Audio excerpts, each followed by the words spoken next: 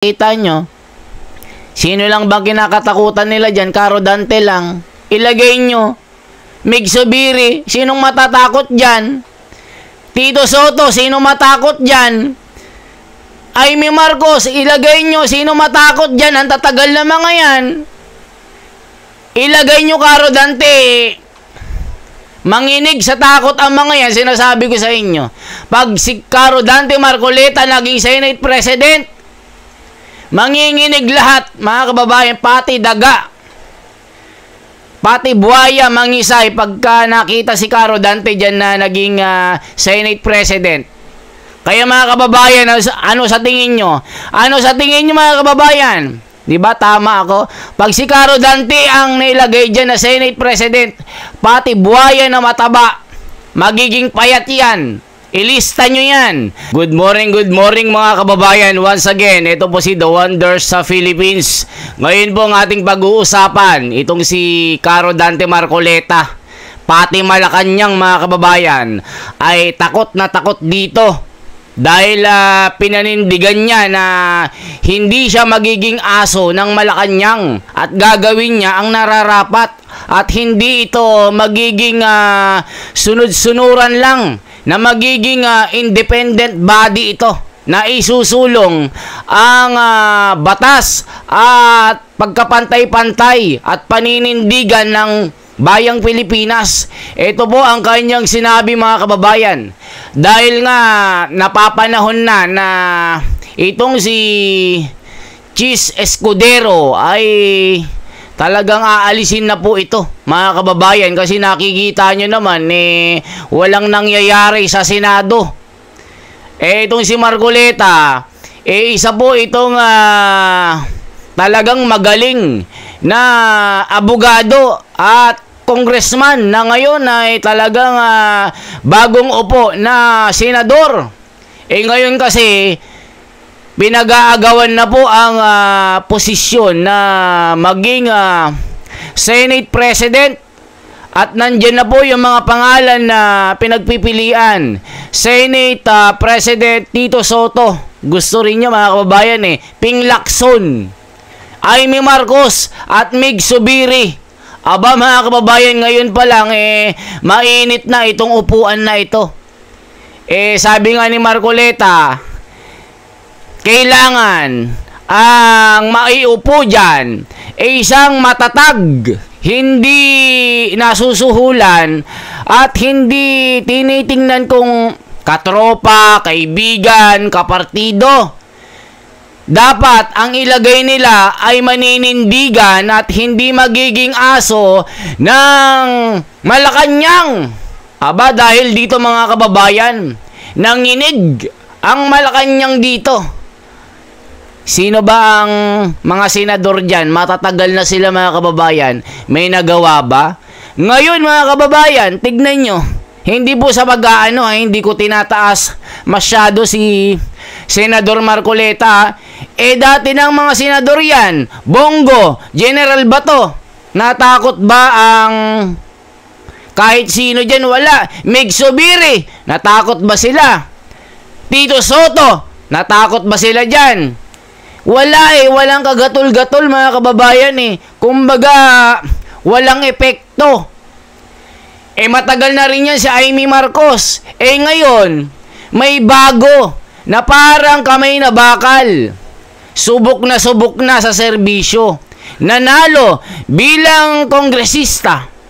Ngayon naman ay isang senador. Mga kababayan, ano pa ang inaantay nyo? Ano ang mga requirements na maging Senate President? Marcoleta lamang mga kababayan, ilista nyo na.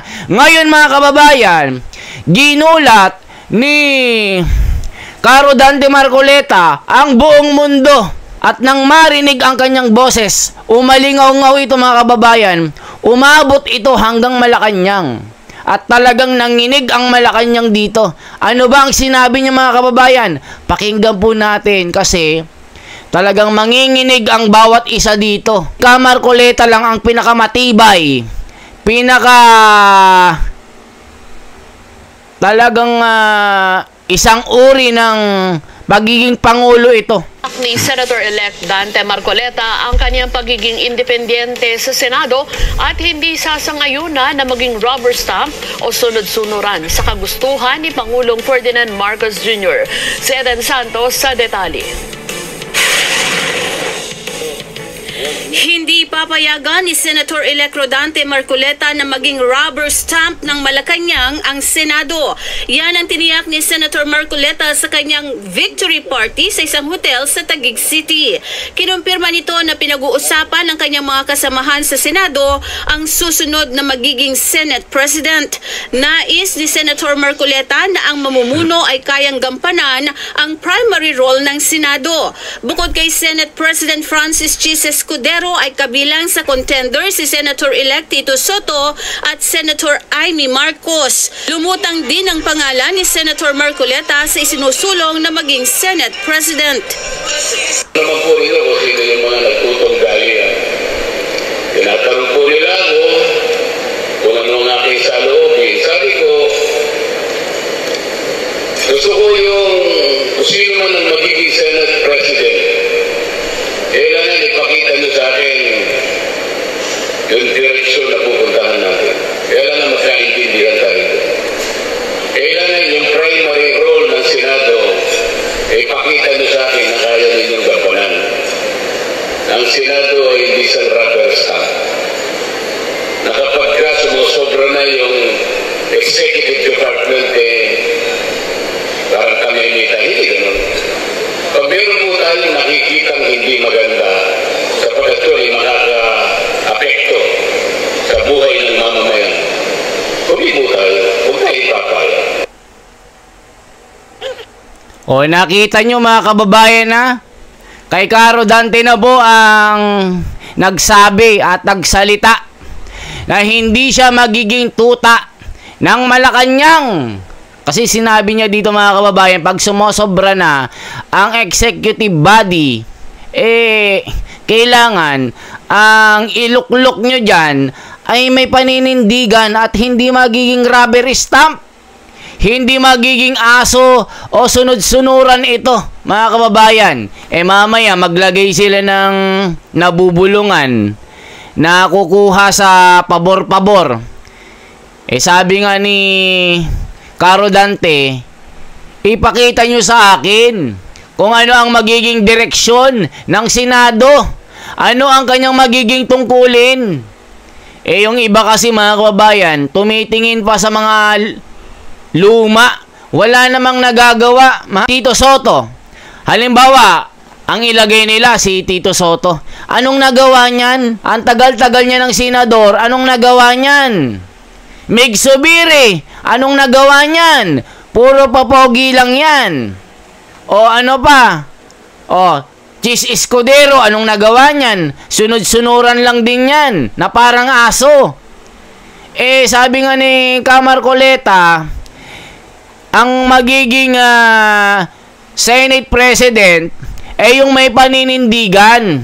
Merong matapang at merong kamay na bakal, hindi yung nasusulsulan, nabubulungan ng kahit sino. Walang palakasan system. Ang susundin lang ay yung kapakanan ng bayan. Tignan nyo mga kababayan, di ba? Marami kasing mga Senate President, manok-manok ito mga kababayan. Manok ni ganito, manok ni ganyan. Nililigawan nila para kung sakali makuhanan ng pabor-pabor. Dapat ang kunin nyo yung matibay. Tignan nyo naman si Caro Dante Marcoleta. Noon pa yan, ang dami niyang binangga ng mga higanting kumpanya. Tignan nyo pong ABS-CBN. Siya po ang nagpasara dyan. Ang dami niyang binangga mga kababayan. Noong pinagkaisahan si BP Sara na talagang isinusulong nila yung impeachment laban sa kanya. Sino ang nanindigan? Si Caro Dante Marcoleta lang mga kababayan. Inapi, inalipusta dahil sa kanyang reliyon. Minaliit siya. Tignan nyo. hindi magiba-giba dahil dala ni Caro Dante Marcoleta ang tunay na aral, ang tunay na paninindigan ng isang Kristiyano. Dala niya ang doktrina ng Iglesia ni Cristo. At tignan niyo mga kababayan, sabi nila, hindi mananalo, walang karisma, hindi gusto ng tao. Anong nangyari? Sabi nila, hindi mananalo dahil sa maling paninindigan daw. Sinisiraan ng mga vlogger na bangag, na mga kupal, na bayaran. Anong nangyari? Hindi umepekto ang kanilang ginagawang paninira. Tignan nyo, nanalo ng landslide. At itong partido ng kabila, dahil sa maling pamamalakad, maling mga desisyon na ginawa nila, gaya ng pagsusulong ng impeachment, pagdakip kay PRRD, pinakulong nila sa dahig. Ang laking epekto niyan na naging sanhi ng kanilang pagkatalo. Tignan nyo mga kababayan, ang kanilang gabinete pinalitan dahil hindi epektibo ang kanilang serbisyo. Kung ano-anong ginagawa nila, mas nangibabaw yung kanilang sariling interes kaysa sa interes ng bayan. Anong ginawa? Walay. Puro away dito, away doon. Impeachment dito, impeachment doon, huli dito, huli doon. Pati mga vlogger na naglalabas lamang ng kanilang opinion, pinapahuli nila, kinokontempt nila, iniimbestigahan nila kasi natatapakan sila. Ngayon, nasaan yung mga congressman na mga angyayabang ngayon natalo? Tignan nyo, akala nila forever sila na nasa pwesto. Meron pang sinabihan ng vlogger na gago. Hindi naman siya yung pinapatamaan. Abay, galit na galit ito, mga kababayan. Tignan nyo ang kanilang mga ginagawa. Puro pa interview dyan, pasikat. Pero yung kanilang mga serbisyo sa bayan, hindi naging epekto. Hindi naramdaman ng taong bayan ang kanilang serbisyo. Naglagay sila dyan ng mga agency, na mga ang gagawin nila tulungan ng taong bayan. Ang binibigyan lang nila yung mga may pakinabang sa kanila. Gaya ng tupad, akap. Iilan lang ang nakikinabang, yung iba pa ulit-ulit pa. Isipin nyo, 12 hours ka lang na sa isang araw, 8 hours ka lang, papulot-pulot ka lang ng basura. Meron ka ng di ko lang alam kung 1,000 ito or 645. Hindi naman ganun kahirap. Ang dami-dami nilang nagkukumpulan sa isang dahon na winawalisan ng 10 tao. Isipin nyo mga kababayan, hindi epektibo ang kanilang ginagawa. Kaya ngayon, ang ating Pangulong BBM, i-revamp niya itong kanyang gabinete. Kasi nga, napansin niya na hindi epektibo ang kanilang serbisyo. Pinag-resign ang mga ito. Yung mass resignation na tinatawag. Kasi nga, hindi daw ramdam ng taong bayan. Totoo naman Hindi talaga ramdam ng taong bayan itong kanilang serbisyo. Kasi kung ano-ano ginagawa nila, mga kababayan, tignan nyo, ang daming korupsyon, ang daming mga pangungurakot na nangyari. Ang daming mga kababayan. Sabi nga ni Atty. Topacio, ito, sabi ni Atty. Topacio, hindi ako nagsabi. Nasabi niya, anong masasabi mo, Atty. Topacio, sa gustuhan ni Pangulong BBM Marcos na makipag-reconcile o mga Duterte? Kinuha niya yung bote. Ano bang particles ng hinahawakan ko? Sabi ng mga tao, plastic, mineral water. Ganun lang yon. Hindi sincero ang kanyang sinasabi. Sabi niya, 3 taon na lang yan. Sabi niya, the time of reckoning. Yun ang sabi ni ni Atty. Topacio, hindi tayo nagsabi nun. O ngayon mga kababayan, may nababalita si General Bato, nagpunta ng ICC. Ngayon, naglabasan yung mga kapulisan. Mahigit yata 1,000 ito na ipapakalat daw sa mga kalye. Pero nababalita, pagbalik ni General Bato, mala PRRD ito na kanilang huhulihin. Ano sa tingin nyo mga kababayan? Meron na the warrant of arrest ito.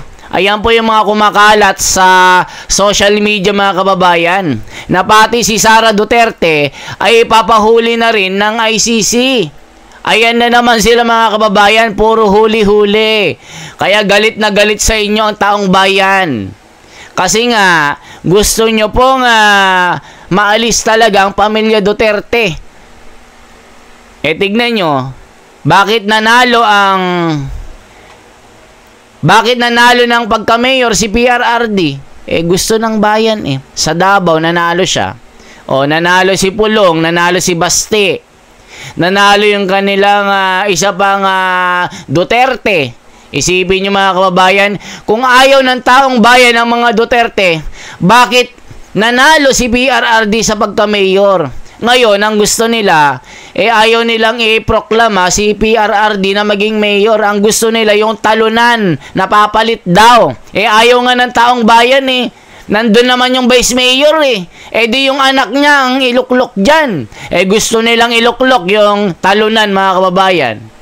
Diba? Siyempre, Duterte pa rin yan para maging maayos ang pamamalakad. Alam nyo mga kababayan, sinira lang nila ang pangalan ni PRRD. Totoo yan. Yan po ang totoo. Sinira lang nila ang pangalan ni PRRD. Sa ginawa niyang pagmamahal sa bayan, siya lang ang kamay na bakal na naramdaman ng mga Pilipino. Kaya ngayon mga kababayan, sino bang nararapat para sa inyo na maging Senate President na talagang isa po ito na magiging dahilan para mabalanse ang batas na hindi binabaluktot? Di ba mga kababayan? Yan ang mensahe ng Iglesia ni Cristo noong rally na isinagawa noong Enero 13 na kinontra ng mga, alam nyo na, nung mga nagsusulong ng impeachment. Sabi na pamamahala, wag nang ituloy yan kasi magkakagulo lang kayo. Ang ginawa nila, naniwala sila sa sariling karunungan. Tignan yung nangyari hanggang magkagulo. Nagkarali lahat na. Kaya mga kababayan, sino ang nararapat sa pwesto na yan? Diba si Caro Dante lang na senador na? Sabi ko sa inyo ba't ba kayo magsasayang ng laway dyan? Ilagay nyo si Caro Dante Marcoleta at makikita nyo ang kamay na bakal na hinahanap nyo. Eksperyensado na yan. Kung ilalagay nyo yung mga datihan, ano pang magagawa nyan? Kundi itutuloy lang yung ginawa nila na pabonjing-bonjing lang dyan sa loob. Wala namang nagagawa ang mga yan Subukan nyo si Caro Dante Marcoleta. Dahil yan ay talagang magaling yan. Kukuha ka ng dentista para gumamot ng sakit sa ipin, bubunot ng ipin na matagal mo ng problema. Ang kinuha mo, construction boy. Ano yung magpapala sa loob? Papalahin niya yung ipin mong bulok-bulok. Kumuha ka ng isang dentista. Kukuha kayo ng engineer na gagawa ng bahay mo, architect, gagawa ng plano. Ang kinuha mo, doktor. Anong gagawin niya sa bahay? Hindi naman architecture yan na engineer Anong gagawin niya? Wala namang sakit yung bahay. Kukuha ka ng sundalo. Ang kinuha mo, magnanakaw. Di ba ang sundalo, tagapagtanggol? Anong gagawin ng magnanakaw na yun na kinuha mo? Kukuha ka ng tanod. Ang kinuha mo lang, tambay. Di ba? Dapat yung tanod, merong, halimbawa, ex-military. Ganon. Kumuha kayo ng tanod na ex-militar. Kumuha ka ng teacher. Ang kinuha mo naman, hindi graduate. Gusto mong kumuha ng tutor sa anak mo para maging magaling sa school. Ang kinuha mo, yung tambay lang na teacher na hindi naman lisensyado. Ang kunin nyo yung lisensyado at eksperyensado. Hindi yung kung sino-sino. Ganyan din ang pagkuha ng isang pangulo sa Senado. Yung dapat matatag, matapang at merong paninindigan. Hindi yung nakukuha sa pabor-pabor. Hindi kaibigan. Dapat alamin nyo yan. Mas magaling pa ako mag-analyze sa inyo kung ano-ano mga sinasabi nyo dyan Diba? Hindi naman ako magaling kaso yung iniisip ko. Caro Dante talagang magaling